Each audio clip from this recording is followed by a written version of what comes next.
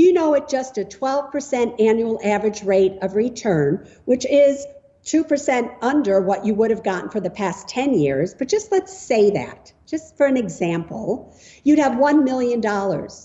You wait until you're 35 and you think, oh, what difference can $100 a month make?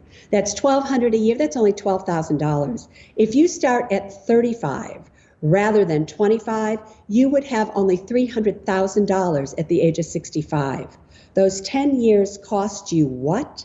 $700,000. $700,000 at $100 a month.